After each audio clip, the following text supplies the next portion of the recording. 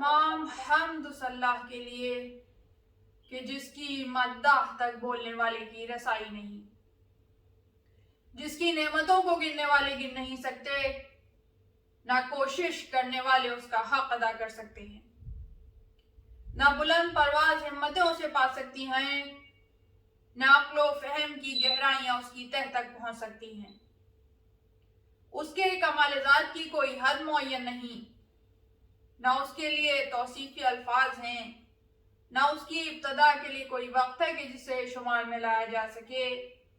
نہ اس کی کوئی مدت ہے کہ جو کہیں پہ ختم ہو جائے۔ صلوات بھیجیے محمد اللہم صلی علی محمد وعلی محمد۔ آج گفتگو اپنے 5ویں مرحلے میں داخل ہو گئی اور تسلسل کے ساتھ اس حجت خدا کا تذکرہ ہم کر رہے ہیں کہ جو قائم آل محمد ہے اور جس کا ظہور وہ ہے کہ جس کے لیے تمام مومنین بھی انتظار کر رہے ہیں اور وہ ذات گرامی خود بھی منتظر ہیں۔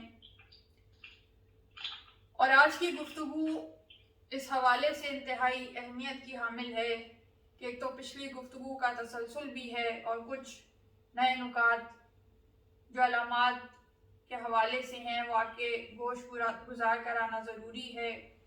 کل جس آیت کے متعلق ہم نے گفتگو کی کہ وَنُرِيدُ أَن نَّمُنَّ عَلَى الَّذِينَ اسْتُضْعِفُوا فِي الْأَرْضِ کہ پروردگار عالم نے ارادہ کیا ہے کہ زمین پہ جو کمزور ہیں، جو مظلوم ہیں، مستضعفین ہیں، یہ ایک خاص ٹرمینالوجی ہے جو قرآن کریم نے استعمال کی، اور یہ وہ لوگ ہیں جو قلیل تعداد میں ہیں اور مظالم کا شکار رہے، کمزور بنائے گئے دنیا میں، ان کو پروردگار عالم وَنَجْعَلَهُمْ أَئِمَّةً ان کو ائمہ بنائے گا، ان کو امامت دے گا، ان کو سربراہی دے گا۔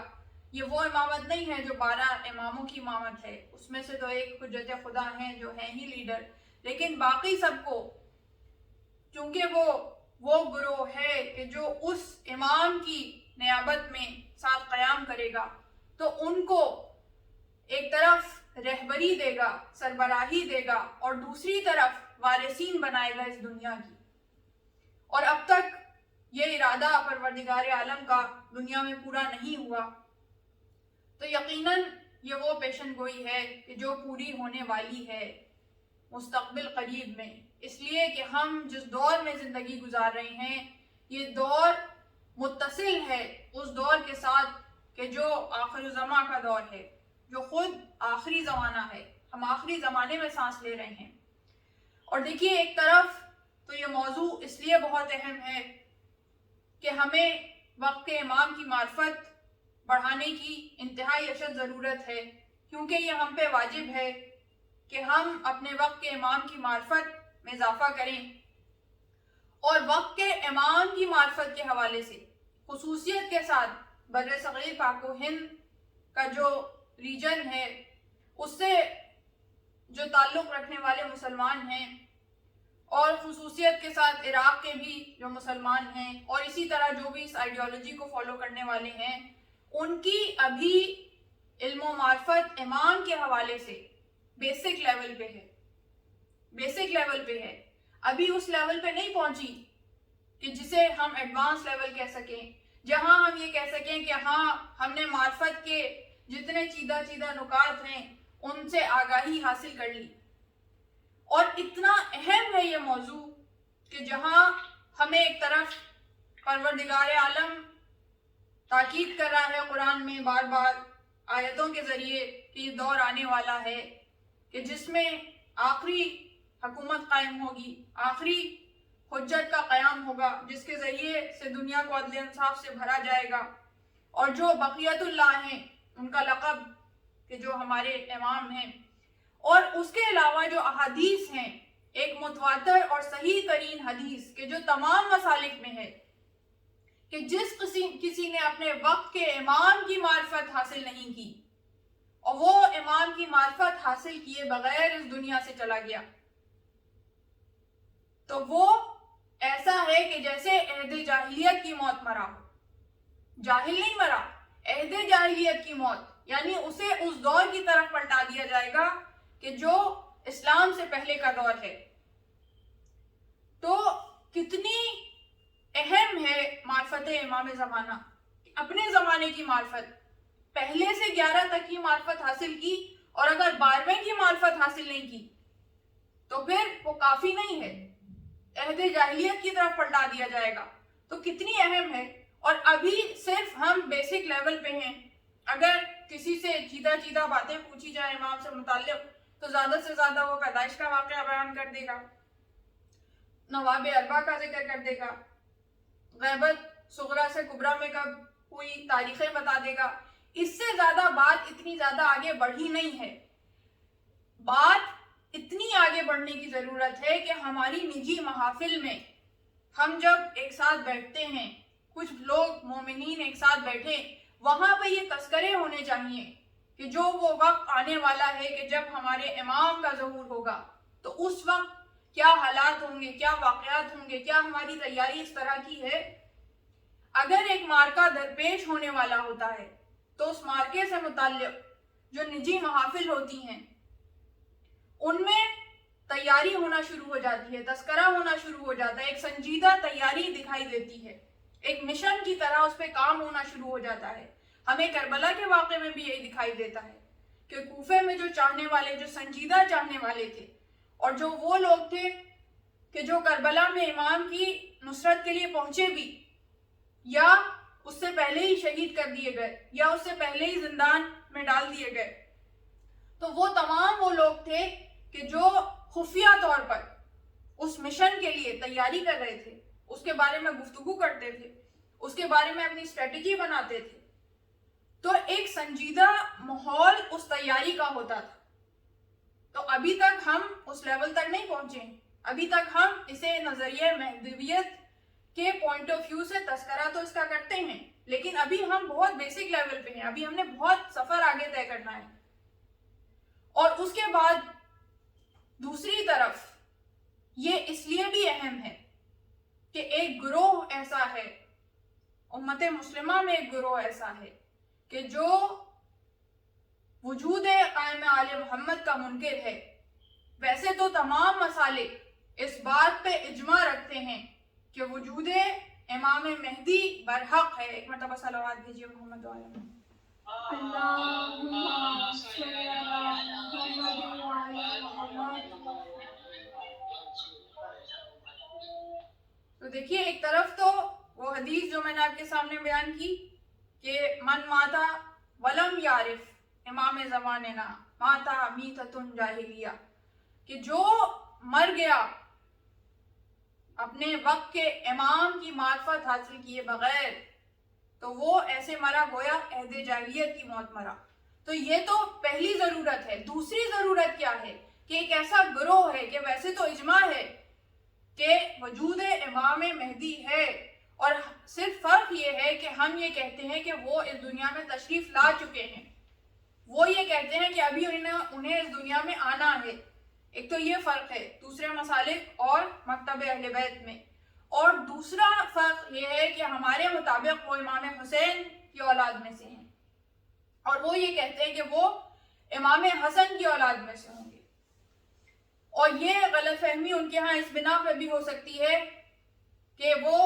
چونکہ امام حسن عسکری کی اولاد میں سے ہیں تو حسن چونکہ سملر نیم ہے، نام میں مماثلت ہے، تو اس بنا پر یہ غلط فہمی روایات میں آ سکتی ہے. لیکن ویسے وہ وجود کے منکر نہیں ہیں، قائل ہیں، اور اس بات کے قائل ہیں کہ جب وہ آئیں گے تو دنیا کو عدل و انصاف سے بھر دیں گے. اور صرف یہی نہیں، جتنے بھی ادیان ہیں وہ سب ایک ایسے نجات دہندہ کا انتظار کر رہے ہیں کہ جو آئے گا اور اس دنیا میں عدل و انصاف کو قائم کرے گا. تو جتنے الہی ادیان ہیں، یہاں تک کہ وہ بھی کہ جو کافر ہیں، وہ بھی ایک ایسے نجات دہندہ کا انتظار کر رہے ہیں. لیکن ایک بہت چھوٹا گروہ ہے جو کہ اب بہت طاقتور ہوتا جا رہا ہے مسلمانوں میں، وہ گروہ وہ ہے کہ جو امام کے وجود کا منکر ہے. اور اس گروہ کا آغاز ابن خلدون سے ہوا. ابن خلدون نے اپنی تاریخ میں سب سے پہلے یہ لکھا کہ امام مہدی کا کوئی تصور نہیں ہے، یہ ایک افسانہ ہے نعوذ باللہ، اور ایسا کوئی وجود نہیں ہے. اور آج کے دور میں ایک غامدی جو سیلف کلیمڈ عالم اپنے آپ کو کہتا ہے اور سینٹر بنا لیے ہیں انہوں نے پورے، اور جتنے لبرل تھاٹ کے لوگ اسلام کی طرف آتے ہیں یا لبرل مائنڈڈ ہیں یا ذرا پڑھا لکھا طبقہ ہے تو وہ ان کو زیادہ فالو کرتے ہیں اور ان کو ان کا بتایا ہوا دین آسان لگتا ہے. تو اور بہت سے انحرافات ہیں جن کے وہ قائل ہیں، لیکن اس میں ایک یہ بڑا خطرناک انحراف ہے کہ جس کے وہ قائل ہیں اور جو بہت تیزی کے ساتھ ینگسٹرز میں فروغ پاتا جا رہا ہے، اور سیلیبریٹیز جو ہیں وہ بھی ان کا گروپ جوائن کرتے جا رہے ہیں، اور چونکہ ان کے پاس میڈیا پاور ہوتی ہے تو وہ اس کی تیزی سے ترویج کرتے ہیں. تو وہ یہ علی اعلان کہتے ہیں، یوٹیوب پہ ویڈیوز بھی موجود ہیں، کہ جو امام مہدی کا تصور ہے یہ فقط ایک افسانہ ہے اور ایسا کوئی وجود نہیں ہے. یہ صرف مسلمانوں نے اپنے آپ کو بہلانے کے لیے کہ کوئی آئے گا اور آنے کے بعد سارے پرابلمز کو سالو کر دے گا، سارے مسائل کو حل کر دے گا، اس لیے یہ مسلمانوں نے افسانہ گھڑ لیا ہے. تو دیکھیں ایک طرف تو یہ خطرہ کہ جب ایک نیا اس طرح کا انحرافی تصور آتا ہے تو اس سے نسلوں کو خطرہ ہوتا ہے کہ ان کے ذہن کو وہ افیکٹ کر سکتا ہے. لیکن اس سے زیادہ خطرہ اس وجہ سے ہے کہ جو احادیث بیان ہوئی ہیں آخری وقت کے متعلق، جو تواتر کے ساتھ روایات آئی ہیں، ان روایات میں یہ تذکرہ ہے کہ جب آخری وقت ہے، یہ جو آخری زمانہ ہے، اس میں جو مومنین ہیں، اچھے مومنین، وہ ایمان کے ظہور سے مایوس ہونے لگیں گے. وہ انتظار کرتے کرتے تھک جائیں گے اور وہ کہیں گے کہ کب سے ہم سن رہے ہیں کہ امام آئیں گے، تو ایسا نہیں معلوم ہوتا کہ وہ آئیں گے، یہ بس ایک خواب و خیال ہے. تو یہ کس طرح یہ دونوں انحرافات آپس میں مل رہے ہیں. تو ہمیں چونکہ روایات سے پتہ چلا کہ ہمیں خطرہ ہے، تو ایک طرف تو اس گروہ سے خطرہ ہے، دوسرا اس مایوسی سے خطرہ ہے کہ انتظار کے نتیجے میں کہیں یہ مایوسی کی فضا نہ پیدا ہو جائے. اور روایات کے الفاظ یہ ہیں کہ اچھے مومن کہ جو باقاعدہ ایکٹیو تھے اس معاملے میں، کہ باقاعدہ ذکر کرتے تھے، انتظار کرتے تھے. اور انتظار جو ہے صرف یہ نہیں ہے کہ ہاتھ پہ ہاتھ دھرے بیٹھے رہیں، انتظار باقاعدہ اعمال کا ایک تسلسل ہے، میدان عمل میں آنے کا نام ہے انتظار. تو وہ جو منتظر تھے اتنے عرصے سے، بہت سے ایسے مومنین ہوں گے جو یہ کہنے لگیں گے کہ وہ ایک فقط تصور ہے اور اگر آنا ہوتا تو اب تک آ چکے ہوتے. اور خصوصیت کے ساتھ ان علامات پہ بھی جب نظر ڈالی جاتی ہے تو بڑی علامات کے علاوہ چونکہ چھوٹی علامات ساری پوری ہوتی چلی جا رہی ہیں، تو اس وجہ سے بھی جو انتظار ہے وہ اپنے عروج پہ پہنچتا جاتا ہے. اور اس کے بعد جیسے کہ صبح ہونے سے پہلے بالکل گھٹا ٹوپ اندھیرا چھا جاتا ہے، جو ڈان جسے کہتے ہیں نا وقت، جو صبح کا وقت ہوتا ہے بالکل فجر سے پہلے کا وقت، وہ بالکل ایسے ہوتا ہے کہ جس میں تاروں کی بھی روشنی نہیں ہوتی، اتنا گپ اندھیرا ہوتا ہے، اس کے بعد سورج نکلتا ہے. تو یہ وہ وقت ہے جس کی طرف ہم بڑھ رہے ہیں کہ یہ بالکل گپ اندھیرے کا وقت ہے. اور جب وہ وقت آتا ہے تو اس وقت مایوسی اپنے عروج پہ پہنچ جاتی ہے کہ اب تو روشنی کی کوئی امید ہی نہیں ہے، اب روشنی کی کوئی رمق باقی نہیں ہے، اب روشنی کی کرن کی کوئی امید نہیں ہے. اس وقت پھر سورج نمودار ہوتا ہے. تو اس وقت میں اگر ہم اپنے آپ کو ثابت قدم رکھیں تو وہ بہت اہم ہے. تو یہ دو وجوہات ہیں جس کی بنا پر ہم پہ یہ لازم ہے کہ ہم اپنی مجالس میں، ہم اپنی محافل میں ان موضوعات پہ گفتگو کریں، ان موضوعات میں اپنی علم و معرفت کو بڑھاتے چلے جائیں، چیزیں ہمیں ازبر یاد ہوں، ان چیزوں سے آگے بڑھیں. یہ جو گنتی کی چند چیزیں ہیں جو تمام کتابوں میں ہیں، اور زیادہ تر جب بھی امام کے متعلق بات ہوتی ہے تو بس انہی کی تکرار ہوتی ہے، اور اس سے ہم سمجھتے ہیں کہ بس ہم نے اتنی معلومات حاصل کر لیں اور اجل کہہ دیا تو ہماری جو ذمہ داری ہے وہ ختم ہو گئی. نہیں، بات اس سے کہیں آگے ہے. اس سے آگے ہمیں بڑھتا چلا جانا ہے. کم ہمتی نہیں دکھانی ہے، ہمت سے اور جوان مردی کے ساتھ آگے بڑھنا ہے. اسی وقت ہم ایمان کی نصرت کے قابل ہو سکتے ہیں. اور جب ہم یہ کہتے ہیں کہ تواتر کے ساتھ امام زمانہ کے متعلق روایات موجود ہیں، تو 27,000 سے زیادہ روایات ہیں جو احادیث کی کتابوں میں ہیں. 27,000 سے زیادہ روایات. اور یہ روایات کافی ہیں مکتب اہل بیت کو ثابت کرنے کے لیے. حقانیت مکتب اہل بیت کو ثابت کرنے کے لیے خدا کی قسم یہ روایات کافی ہیں. اور یہ روایات اپنے آپ میں ایک معجزہ ہیں، اس لیے کہ ان روایات کا ایک ایک جملہ ایسا ہے کہ جس میں صرف یہ نہیں کہا جا رہا کہ امام آئیں گے، یہ نہیں کہا جا رہا کہ قیام ہوگا قائم کا، قیام ہوگا، ظہور ہوگا قائم کا. نہیں، یہ نہیں کہا جا رہا، بلکہ ہر جملہ وہ ہے کہ جو مستقبل کی پیشن گوئی کر رہا ہے، جو یہ بتلا رہا ہے کہ آئندہ آنے والے وقت میں کیا ہوگا. تو یہ وہ علم ہے کہ جو علم الہی سے اگر مربوط نہ ہو تو ممکن نہیں ہے کہ یہ روایات ہم تک پہنچ پاتی، یا یہ روایات کوئی نعوذ باللہ گھڑ سکتا ہو، ممکن ہی نہیں ہے. تو یہ حقانیت کے لیے انتہائی بڑا ثبوت ہے. بس یہ کہ انسان ثابت قدمی کے ساتھ ان علامات پہ نگاہ رکھے، ان کو یاد کرے، ان کو دیکھتا رہے اور ان سے عبرت حاصل کرتا رہے تاکہ ثابت قدم رہے اور بھٹکنے نہ پائے. اور جب ہم ان علامات کی بات کرتے ہیں تو سب سے پہلے ہمارے اول امام حضرت امام علی ابن ابی طالب علیہ السلام اللہم صلی علی محمد وعلی محمد کوفے کے منبر سے اس شان سے خطبے بیان کرتے ہیں، پورے خطبے بیان کیے کہ ہمارا قائم اس وقت ظہور کرے گا، ہمارا بیٹا اس وقت ظہور کرے گا، ہمارا مہدی اس وقت ظہور کرے گا. پہچنواتے چلے جا رہے ہیں. یہ جتنے انحراف کے عقائد ہیں ان کو مسمار کرتے چلے جا رہے ہیں. اور پھر کیا کہتے ہیں کہ وہ اس وقت ظہور کریں گے کہ جب فحاشا و منکر عام ہو جائیں گے، نئی بدکاریاں ایجاد ہو جائیں گی، نئی بدکاریاں ایجاد ہو جائیں گی. اور یہ وہ دور ہوگا کہ جب لوگ حج کے لیے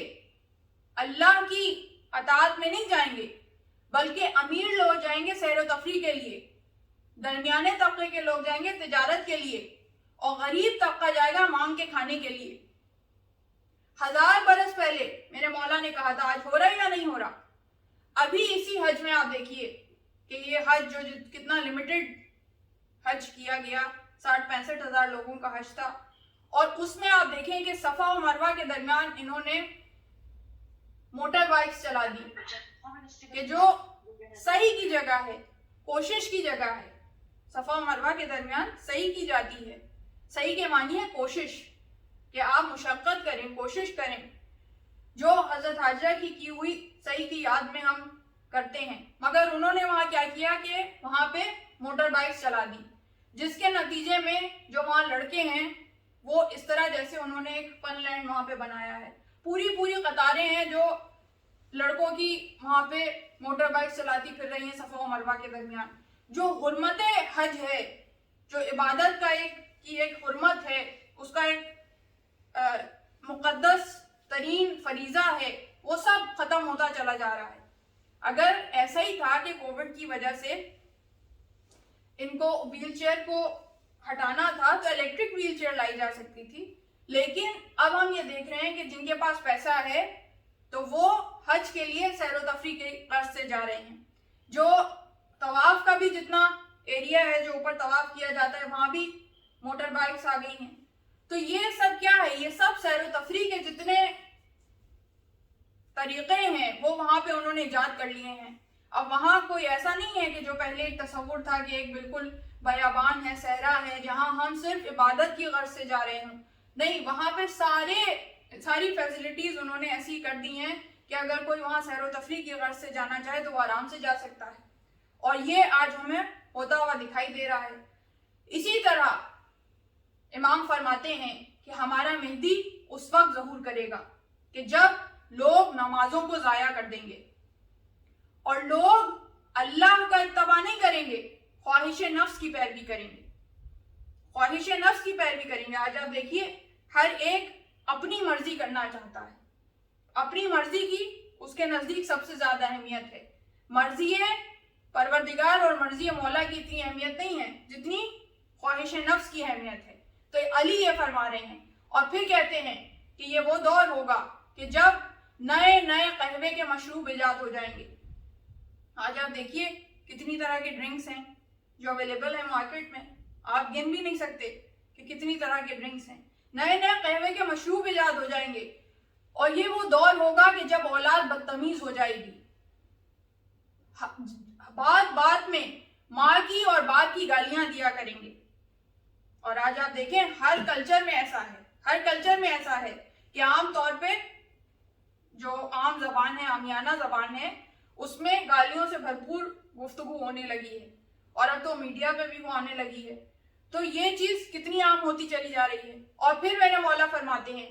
کہ یہ دور وہ دور ہوگا کہ جب لوگوں کی توجہ آسمانوں کی طرف ہوگی،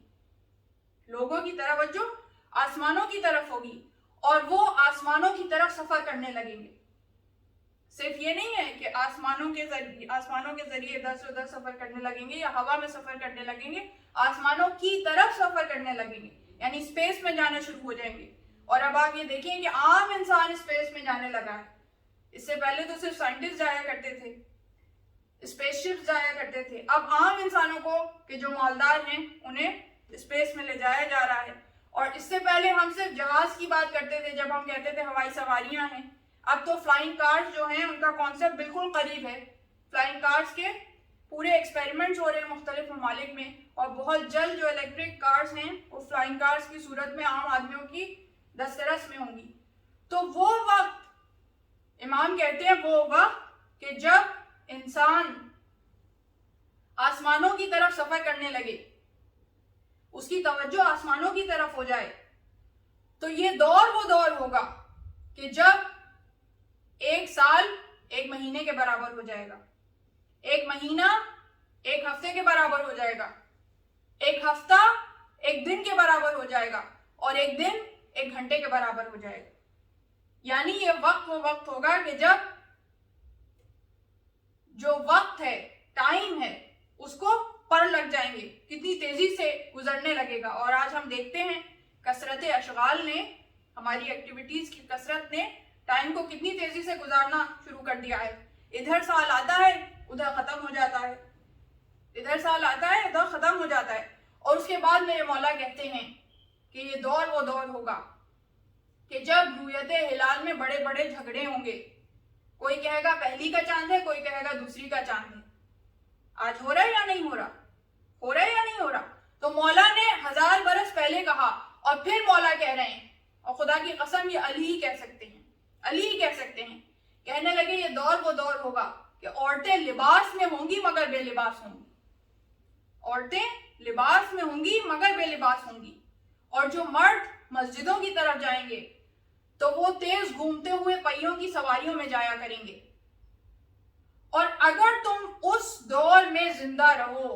اب یہ پیغام ہے ہم لوگوں کے لیے، اس لیے کہ ہم اس دور میں زندہ ہیں، ہمیں امام علی مخاطب کر کے کہہ رہے ہیں، پیغام ہم تک پہنچ رہا ہے، ہمیں مخاطب، اگر تم اس دور میں زندہ رہو تو کوئی رات طہارت کے بغیر مت گزارنا، اس لیے کہ یہ دور وہ دور ہوگا کہ اگر صبح کو کسی کی خبر گیری کرو گے اور رات کو اس کو حال معلوم کرو گے تو معلوم ہوگا کہ دفن ہو گیا، شام کو کسی کی احوال پرسی کرو گے اور صبح اس کی خبر گیری کرو گے تو معلوم ہوگا کہ دفن ہو گیا۔ آج آپ دیکھیں چاروں طرف موت ہے، ایسا ہے یا نہیں؟ کسی کی زندگی موت کا کوئی بھروسہ نہیں ہے۔ ایسا نہیں ہے کہ صرف وہی اس دنیا سے جا رہے ہوں جنہیں طویل بیماریاں ہوں، نہیں، ایک لمحے کا بھروسہ نہیں ہے۔ صبح خبر گیری کرو گے شام کو احوال پرسی کرو گے معلوم ہوگا کہ دفن ہو گیا. اور پھر میرے مولا کہتے ہیں کہ میں نے تمہیں نصیحت کر دی اگر نصیحت کو سننا چاہو, میں نے تمہیں واعظ کر دیا اگر واعظ کو سننا چاہو, میں نے تمہیں مستقبل بتلا دیا اگر مستقبل کو جاننا چاہو. تو ہم کل کی بات نہیں بتا سکتے, اور اب تو ویسے ہی اتنا انسرٹن دور آ گیا, اتنی انسرٹنٹی ہے کہ آپ کو آئندہ آنے والے حالات و واقعات کا کچھ اندازہ نہیں ہے. ہم کل کے متعلق نہیں کہہ سکتے کہ کیا ہوگا, اور علی ابن ابی طالب 1000 برس بعد کی باتیں بتا رہے ہیں.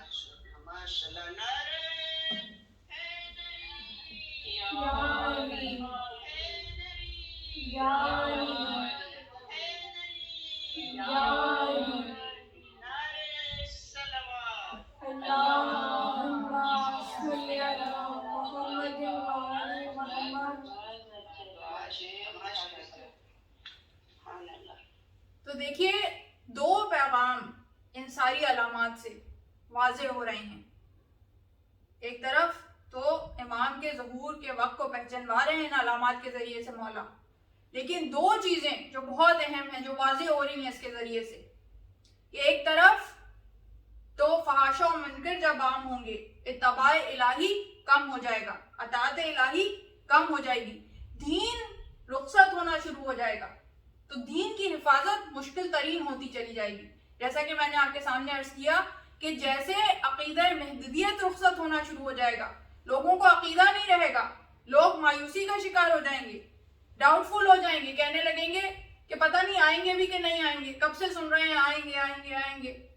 اب تو نہیں لگتا کہ وہ آئیں گے, تو مایوسی کا شکار ہو جائیں گے اور اس عقیدے سے انحراف کرنا شروع کر دیں گے. تو ایک طرف تو یہ ہے, دوسری طرف تواتر کے ساتھ احادیث ہیں کہ جس میں معصومین فرماتے ہیں کہ اس دور میں دین کی حفاظت سب سے مشکل کام ہو جائے گی. سب سے قیمتی چیز انسان کا دین ہوگا اور اس کی حفاظت مومن کے لیے سب سے مشکل کام ہو جائے گی. تو بڑے بڑے مومنین منحرف ہو جائیں گے, بڑے بڑے مومنین دین کو ضائع کر دیں گے. اور دوسری طرف ان علامات میں جیسے کہ مولا نے فرمایا کہ اولاد بدتمیز ہو جائے گی, اولاد بدتمیز ہو جائے گی, نافرمان ہو جائے گی, تو وہ بھی چیزیں وقت کے ساتھ ساتھ کس قدر تیزی کے ساتھ ہوتی جا رہی ہے. جو نسل اگلی آ رہی ہے وہ پچھلی نسل سے زیادہ نافرمان ہے, اس سے زیادہ امیدیں نہیں رکھی جا سکتی. تو اب ایسے میں ہم نے اپنے دین کو بھی محفوظ کرنا ہے, اپنی نسلوں میں جو موجود دین ہے اسے بھی محفوظ کرنا ہے. یہ دونوں سب سے بڑی ذمہ داریاں ہیں اور یہ دونوں سب سے بڑے خطرات ہیں کہ اگر ہم اس طرف متوجہ ہو جائیں اور اس چیز کو پکڑ لیں, اس چیز سے سبق حاصل کر لیں, تو ایک تو نمازوں کو ضائع نہ کریں, اطاعت الہی اتباع الہی کی طرف توجہ رہے, اور دوسرا کچھ ایسی دعائیں معصومین علیہ السلام نے بتائیں کہ اس آخری دور میں ضرور ان دعاؤں کا ورد کرتے رہو, یہاں تک کہ ایک عافیت دین کے لیے, دین کی حفاظت کے لیے ایک جملے کی معصوم نے دعا بتائی اور کہا آخر الزمان میں صرف وہی لوگ, وہی مومنین اپنے دین کو محفوظ رکھ سکیں گے جو اس دعا کا ورد کرتے رہیں. تو وہ دعا کیا ہے کہ معصوم فرماتے ہیں کہ نماز کے بعد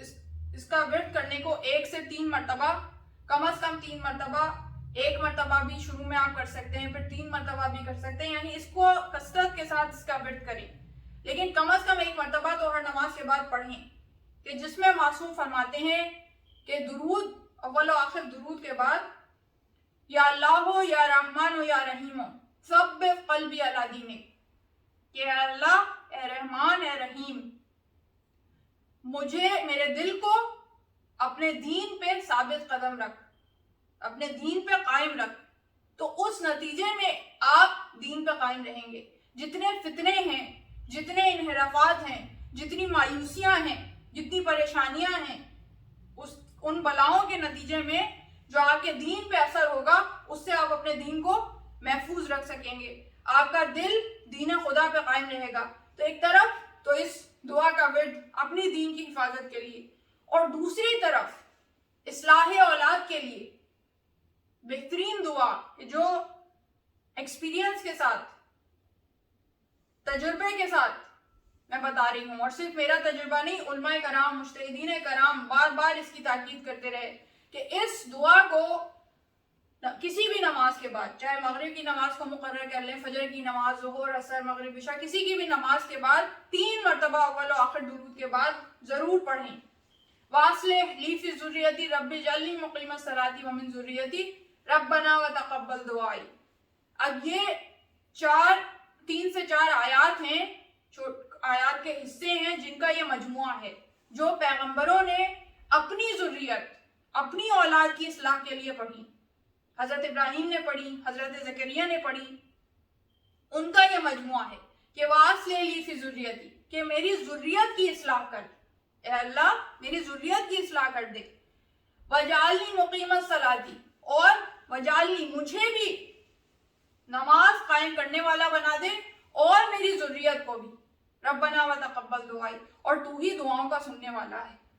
تو اتنے خوبصورت الفاظ ہیں، اور یہ تجربے سے میں بتا رہی ہوں کہ اس کے نتیجے میں خود انسان کی نماز بہترین ہوتی چلی جاتی ہے، اور اولاد کی نماز بھی بہترین ہوتی چلی جاتی ہے۔ اور اولاد کو نمازی بنانے کے لیے، اولاد میں نماز کی عادت کو پکا کرنے کے لیے، ایک طرف تو آپ اس کے لیے کوشش و کاوش کریں، اپنا عمل بھی قائم کریں، ساتھ تحفے دینا، نماز کے لیے آسانی پیدا کرنا، نماز کے لیے انکریج کرنا، سہولت دینا، اور خاص طور پہ جو اسکریننگ ٹائم ہے اسے محدود کرنا، اس لیے کہ اسکریننگ جو ہے وہ سب سے پہلے جو ہے نماز پہ اثر انداز ہوتی ہے۔ جتنی زیادہ آپ اسکریننگ بڑھاتے جائیں گے، سب سے پہلے نماز رخصت ہو جائے گی۔ یہ آپ تجربے سے کر کے دیکھ لیجئے۔ تو اب چونکہ اسکریننگ ٹائم بھی آپ ایک حد تک ہی لمیٹڈ کر سکتے ہیں، کیونکہ ہر چیز اب اسکرین میں آ گئی، اب تو پڑھائی بھی اسکرین کے ذریعے سے ہے، لیکن پڑھائی کے علاوہ جتنی اسکریننگ ہے، اس لیے کہ اس میں ظاہر ہے کہ انٹرٹینمنٹ، میڈیا اور گیمنگ، یہ سب چیزیں شامل ہیں، ان کو لمیٹڈ کرنا ضروری ہے۔ ان کو لمیٹڈ کرنے کے ساتھ ساتھ فیسیلیٹیٹ کریں، گفٹس دیں، انعامات دیں۔ یعنی ایک جملہ تربیت کے حوالے سے، نماز سکھانے کے حوالے سے یہ ہے کہ کچھ بھی ایسا کریں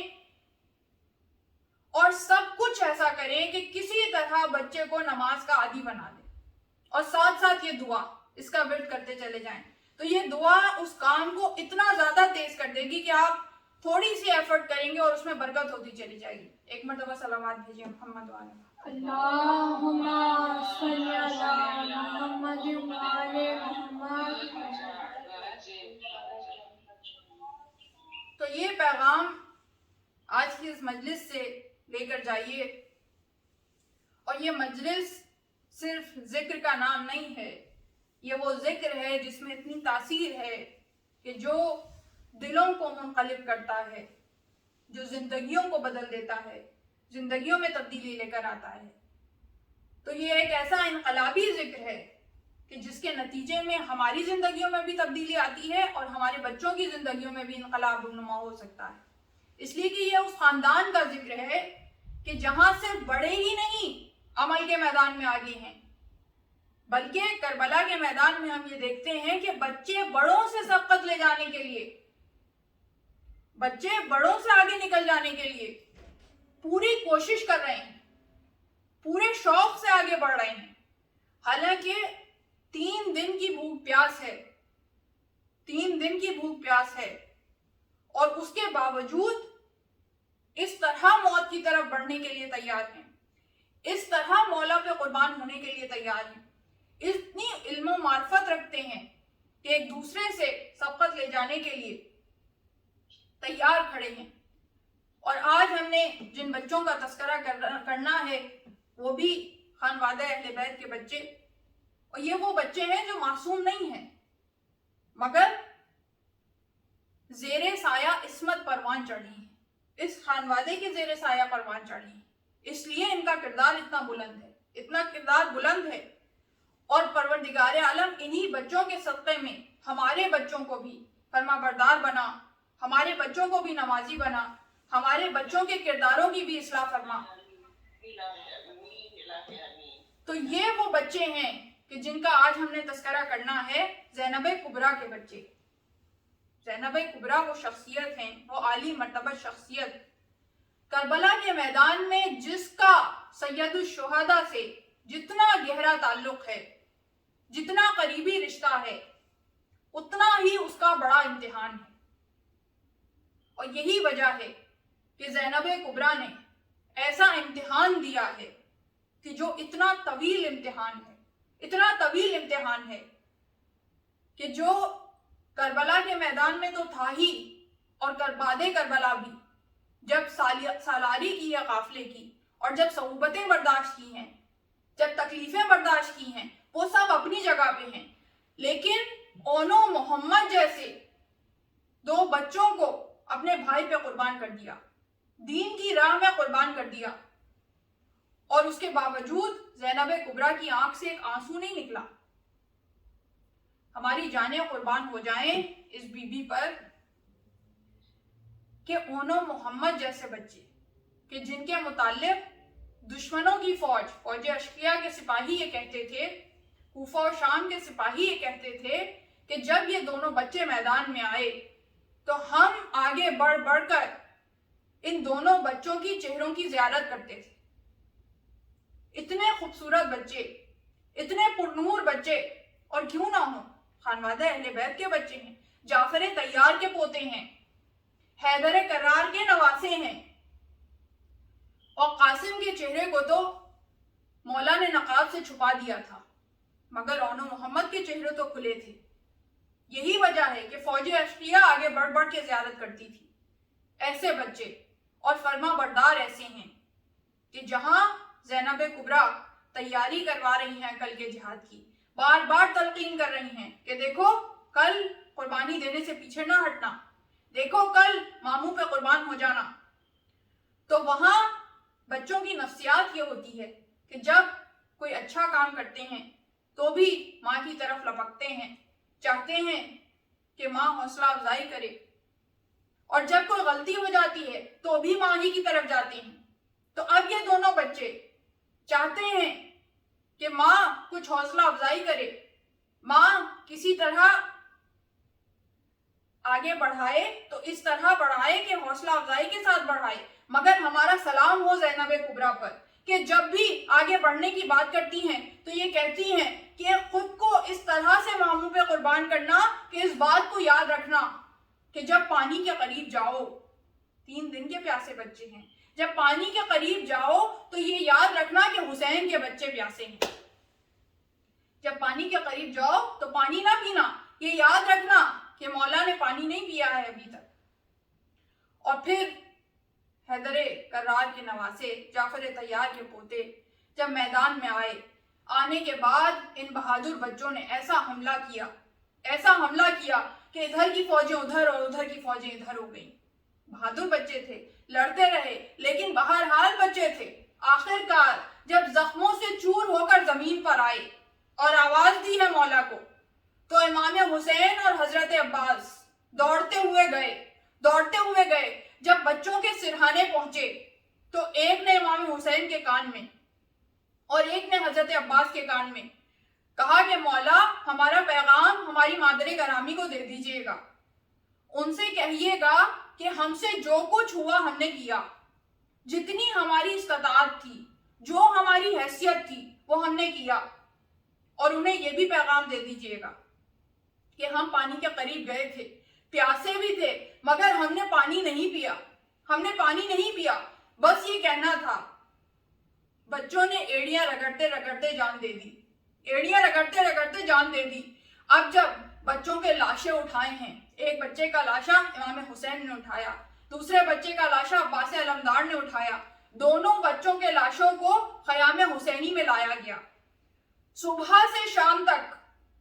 اس وقت تک جب اونو محمد کی شہادت ہوئی ہے، اس وقت تک عالم یہ تھا کہ جس بھی شہید کا لاشا خیام حسینی میں آتا تھا تو ساری بیویوں کے ساتھ، ساری بیویاں جو سر و سینہ کو پیٹتی ہوئی آتی تھیں، سب سے آگے زینب کبریٰ ہوا کرتی تھی، سب سے آگے زینب کبریٰ ہوتی تھی. مگر اب یہ عالم ہے کہ جب اونو محمد کے لاشیں آئے تو اب زینب کبریٰ موجود نہیں. ایک مرتبہ امام حسین نے دیکھا اور فضہ سے سوال کیا، فضہ زینب کہاں ہیں؟ فضا زینب کہاں ہے؟ کہا ابھی تک تو خیمے کے در پر تھی، ابھی تک تو خیمے کے در پر تھی، اب موجود نہیں ہے۔ کربلا کے واقعے میں حضرت زینب در خیمہ پہ بہت کم گئی ہیں، اس لیے کہ زینب کبریٰ کی شخصیت اتنی بلند تھی، مقام اتنا بلند تھا، رتبہ اتنا بلند تھا کہ بہت کم در خیمہ پہ گئیں، صرف 2 دفعہ در خیمہ پہ گئیں، ایک جب حضرت علی اکبر کو رخصت کیا اور دوسرا جب اونو محمد کو رخصت کیا۔ جب اونو محمد کو رخصت کیا تو فضا کو در خیمہ پہ کھڑا کر دیا، خود ان کے پیچھے کھڑی ہوئی اور کہا فضا بتلاتی جانا کہ اب کیا ہوا، اور فضا بتاتی جا رہی ہیں، کہتی ہے کہ میں نے بتایا کہ اب بچے گئے، بچوں نے حملہ کیا، بچوں نے رقص پڑھا، بچے بہادری سے لڑے، یہاں تک کہ میں نے بتلایا کہ اب بچے گھوڑے سے زمین پر آئے، بچے گھوڑے سے زمین پر گر گئے۔ زینب کبریٰ وہیں کھڑی تھی، پھر میں نے بتایا کہ اب بچے خاک و خون میں لوٹ رہے ہیں، زینب کبریٰ وہیں تھی، یہاں تک کہ میں نے کہا کہ بچوں نے ایڑیاں رگڑ کر جان دے دی۔ فضا کہتی ہیں کہ اب زینب کبریٰ غائب ہو گئی، پھر کہا مولا اس وقت سے زینب کبریٰ خیمے کے اندر اپنے حجرے